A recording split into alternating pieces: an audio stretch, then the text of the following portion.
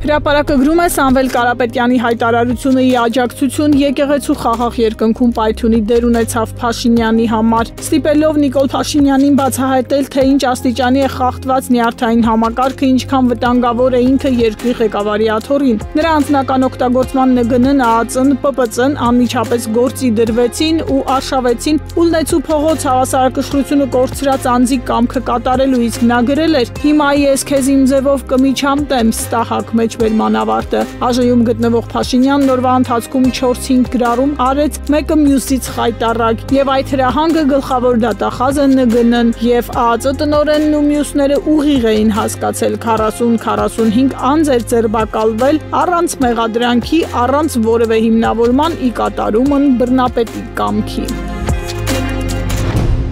Ժողովուրդը գրում է, ինչքան մոտենում է 26 թվականի ազգային ժողովի հերթական ընտրություններին, օրերը այնքան քաղաքացիական պայմանագիր կուսակցությունում լարվում են ներկուսակցական հարաբերությունները։ Այժմ ՔՊ-ում գերլարված մթնոլորտ է պաշտպանության ու անվտանգության հարցերի հանձնաժողովի նախագահ Անդրանիկ Քոչարյանի հետ է լարված հարաբերություններ։ Կարելի է ասել, Քոչարյանն այլևս համակիրներ չունի խմբակցությունում։ Երբ սեպտեմբերին Քոչարյանը ներկայացնի 44-օրյա պատերազմի չարչրկված զեկույց, նրան հանձնաժողովի նախագահի պաշտոնից հեռացնելու գործընթաց կսկսվի։ Դրա համար էլ այդ զեկույցի խաբկանքով նա շարունակում է իր գործունեությունը, ինչքան կարողանա երկար աշխատի, գրում է թերթը։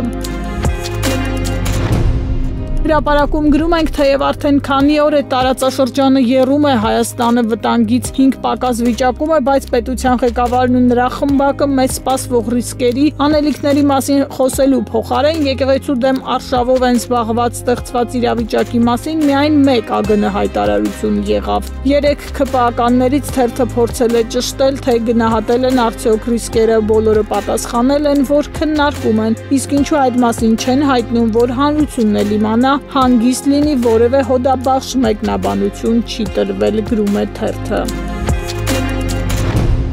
Հրապարակը գրում է Սամվել Կարապետյանի եկեղեցուն պաշտպանող հայտարարությունից շատ չանցած թերթը նկատել է, որ ԱԺ դահլիճում բյուջեի քննարկմանը հետևող Փաշինյանն անկանոն շարժումներ է սկսել անել, իր մոտ է կանչել ՔՊ խմբակցության ղեկավար Կոնջորյանին, ապա Կոնջորյանը ելույթ է ունեցել հեծին ուղղված սպառնալից հայտարարություններով, իսկ ՔՊԱ-ական մի շարք պատգամավորներ եկեղեցուն ու նրա բարերար Կարապետյանին նվիրել են հայտարարությունների ժամը։ Թերթը նշում է, նստաշրջանի վերջին հերթական 3 են մեկնարկել ու կարող են 2 շաբաթ ձգվել օրակարգի ընդարձակ լինելու պատճառով։ Պատգամավորները այս փորձությամբ չեն պրծնելու արտահերթ նիստեր էլ կլինեն։